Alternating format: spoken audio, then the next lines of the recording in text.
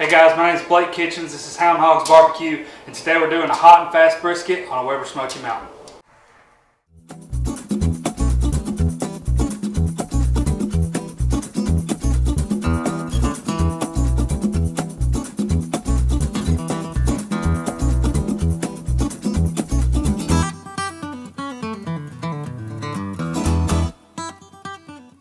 So to start with, it's actually Thursday night, and I'm not doing this brisket until Saturday. But I don't have any time tomorrow to work on this brisket. I'm actually going to my parents' house, and that's where I'm going to cook this thing. And so I'm going to go ahead and trim it now, and I'm going to re-vacuum seal it so that it can be ready to go for Saturday morning. So as you can see, we've got this whole packer brisket here. And what you'll notice about this brisket is there is a lot of fat. Okay, this brisket is super stiff. It's not the best brisket you'll ever see. It is prime, but it was like one of the only ones that Sam's had. But what I want you to notice is, look right here. You see all those fat striations? That's going to turn out to be a juicy brisket flat. And so that's what I cared about above all else. Okay? And so what I'm going to do is that I'm going to start by taking this thing out of the package. I'm not going to rinse it off or anything. And then I'm just going to start trimming it, and I'll just do like a little montage of that because it's going to take a while. But essentially I'm going to take the fat cap down to about 1/4 of an inch, and then I'm going to trim any silver skin off, take a little bit of the deckle fat out, and that's going to be pretty much it. And I'm going to cook it fat side down. So check this out how I do it.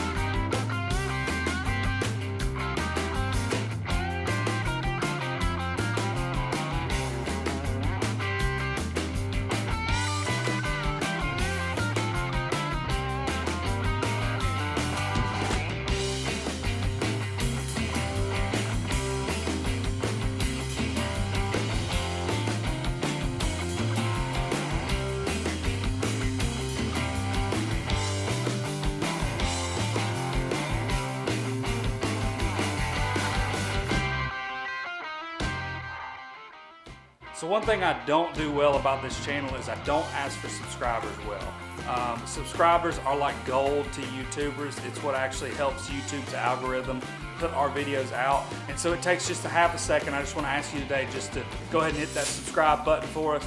It'll really help us out, and it's really not going to cost you anything. It just means that our videos will pop up in your feed, but it's going to mean a huge difference for us. Go ahead and hit that subscribe button. Alright, so I've got the brisket trimmed up. So let me just kind of show you what I did. First off, on the meat side of the flat, you can see there's not very much silver skin or fat on this side. You can see those fat striations really well. I just went through, and anything that came off easily, I went ahead and got it off this side. This is my top side. This is the side that I want to have bark on it. Okay, so I don't want fat because fat doesn't make good bark. Okay, right here. The biggest thing about a brisket is cutting it against the grain. I've messed up one brisket cutting it with the grain unintentionally, and I will never do it again. And so you see these marks right here? These pieces, they're not going to really be good slices anyways. And so what I did was the grain's running this way, and so I went ahead and showed myself a couple hours later, once I get to smoking it, which way I need to cut. That's my lines right there. Okay? Flip it over. This is not a competition trim. Okay, you see I got a little meat gouge right here on the flat. I don't really care. This is just trying to thin this down to where some of it will render out, and there'll be a little thin layer of fat right on the bottom of the slice of meat when I go to serve it. Okay, the point I'm not worried about. I took all the fat off. It had a little bit of discolored meat right here on the top. I went ahead and took that off because the point's got plenty of fat to protect itself. I just wanted to give a little bit of a buffer on the flat right here. And then the only other thing that I did was I went around the edges where they rinse it with hot water when they butcher it. Sometimes it gets a little discolored. It's kind of already cooked. And so I went ahead and just cut off all those. And you can see, let me show you this side. It's my makeshift cutting board right there. You can see all the intermuscular marbling right here and all the fat that's running through this point. Okay, so that's going to be that juicy part. So the way I'm going to cook it is I'm going to set it on the grill on the Weber Smokey Mountain just like this. And then we're going to see, you're going to see this point, or this flat right here, it's just going to pop up. It's going to be super thick and it's going to be a beautiful brisket. I'm actually really happy with it. The only other thing I did was just trim out some of this hard fat on the deckle. And that's just, you know, you could do that all day. But this is good enough for what we're doing for backyard purposes. So on Saturday, what I'm going to do right now is I'm going to go ahead and vacuum seal it back up. On Saturday, I'm going to break it out, season it with SPG, and put it on the Weber Smokey Mountain at about 350 degrees.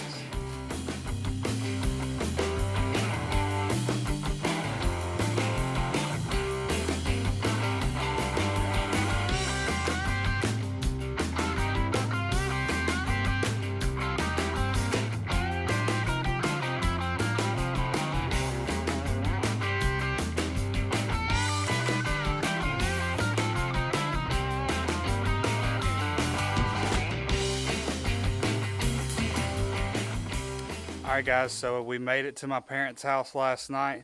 It's a beautiful place to do some cooking.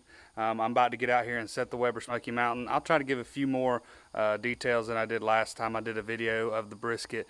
But yeah, we're going to cook it about 325, 350 a day. Expect to have it finished in about 5 hours, 5 to 6 hours, and doing some smoked mac and cheese, and we'll just kind of show you that process. But right now, we're getting that Weber Smokey Mountain set up.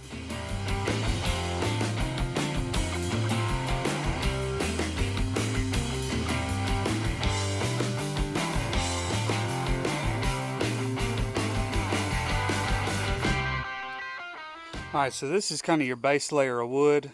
The thing about a Weber Smokey Mountain is it's a debate as to whether or not you're supposed to put the wood underneath or on top. Underneath it should smolder a little more, on top it should have an open flame a little more. I do a little bit of both. I set down a base layer, cover it with charcoal, and then when I'm watching the smoker, if I notice there's not any smoke coming out, I'll add a piece. Unlike an offset, you want a little bit of smoke coming out of this because your primary heat source is not wood, and so you may not have a piece of wood burning in here if you don't see any smoke at all. You obviously don't want it looking like a chimney, right? But you do want a little bit of smoke coming out of there. So this is all hickory, and this is my base layer, and I'm going to layer some coals on top of that.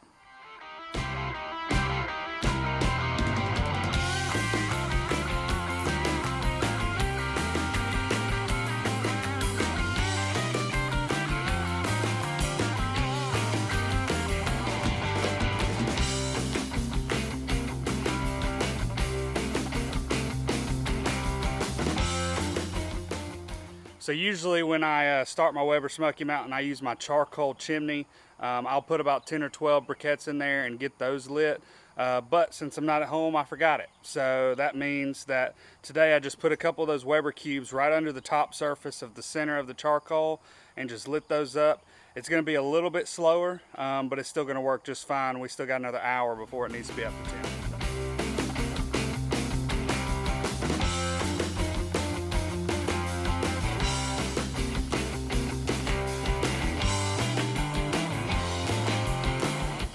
Alright, so we're going to season this brisket up real quick. You guys saw how I trimmed it. The smoker's warming up. It's at about 187 degrees right now.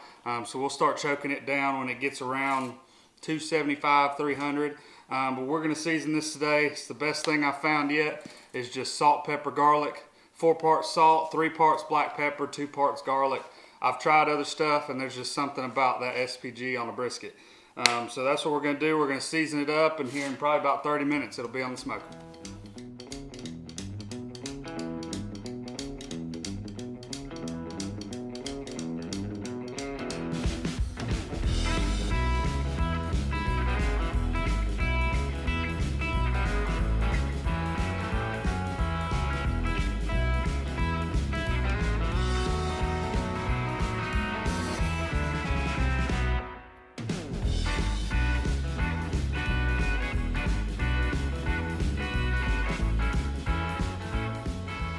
Alright, so the smoker has been rolling for about an hour now.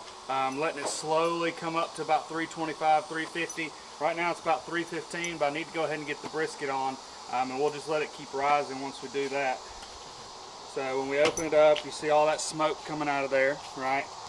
It will lessen over time, but right now it's still getting rolling.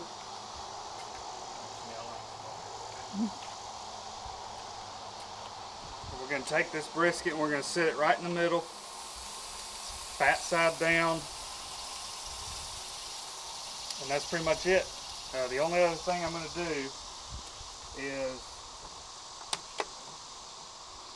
to take some of this SPG and just touch up a little bit on the top. It's a big piece of meat. You're not going to over season this thing. It was about 15 pounds raw, so. And now we'll just close it up, let it go for about an hour, and then we'll start spritzing.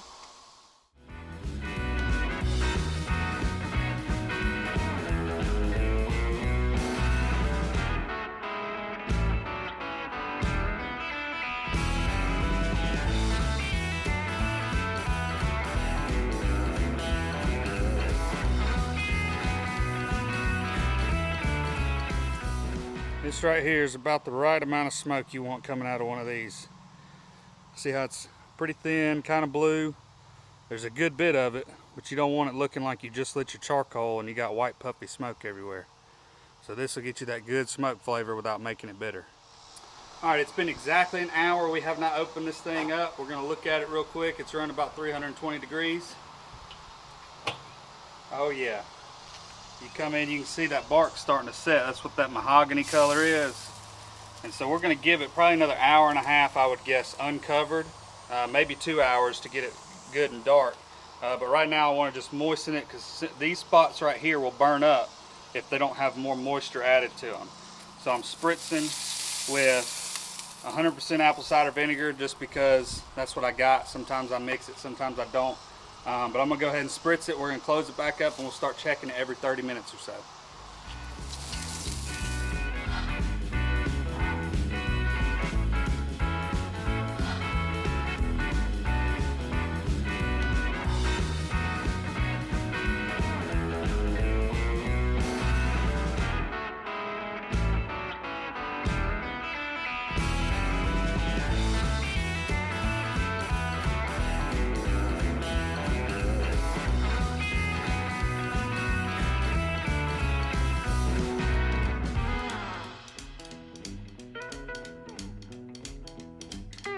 Alright, so we've been on for exactly 4 hours. The bark's looking really good.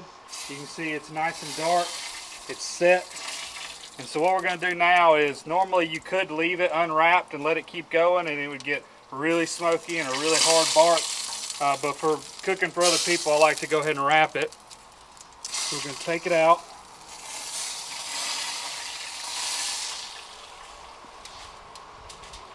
I'm going to go ahead and kind of pull the foil up a little bit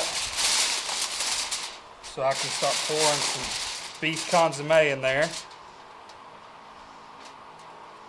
It's going to make a really good au jus when we're done. I may end up using only half of that next can. You can see how none of that bark is washing off, which means it's really good and set. And then the easiest way to do this is to just fold it over on top, pull it tight in the back, and start by rolling your sides.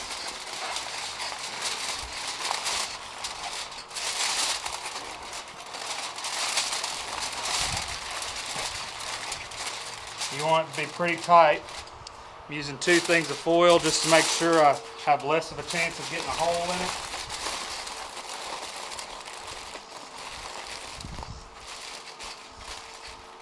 And she's bundled up real nice. And set her right there. Throw me a probe right in the middle of the flat. And then we're going to let it keep going until it gets up to about 205 or so.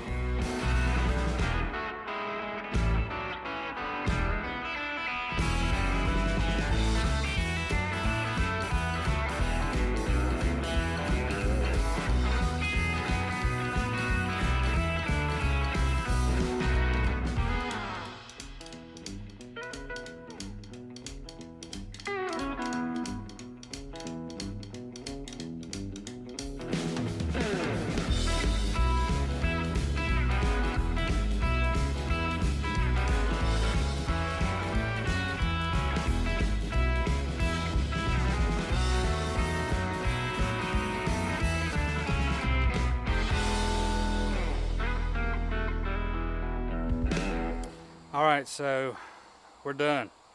It's been a long, hot day, if you can't tell. Nice and sweaty. Got that good glisten. Everything turned out good. I'm getting everything packed up. Man, I was really excited about this brisket, and I was really hoping that I was going to find one where the flat was not semi-dry, and there's just not enough fat in that flat to really render. I cooked it down to where as tender as it could be. The point was freaking awesome, but that flat, I still just wasn't real happy with it. But I mean, it's a flat. There's only so much you can do when you're not using Wagyu or something like that. But pro tip from a non-pro: when you're doing a brisket, you saw how I put that beef consomme in that wrap. Well, before I do anything, when I get it out, when I'm ready to cut it, I dump all of that juice into a bowl, and then all you got to do is, as you're cutting your slices, just lay them in that juice. Lay them in that juice and let them kind of reabsorb some of that moisture, and put them on a plate next to it. So every slice I just dipped in that juice and laid it down, and it worked out great. That's the reason why you make an au jus like that, because it just helps add a little bit of that moisture back in when that flat just doesn't have very much fat to render. So it worked out really well. Everybody loved it, man. The burn ends we cut off that thing, like the real burn ends, not the ones you cut up and make yourself, they were so good. Everybody loved them. But that's pretty much it. That's a brisket on a Weber Smokey Mountain. Sorry it couldn't be more detailed, and you guys know I don't make people wait around when I'm doing a video to eat, to watch me shoot some video taste testing. I got a picture of it, I'll show you, but yeah, I'm not gonna make people wait around. If you've had brisket, you know what a good brisket tastes like. So guys, that's it for this video. Be looking out for some more coming up soon. Hopefully we got some more competitions coming up. But other than that, guys, just go out, cook something new.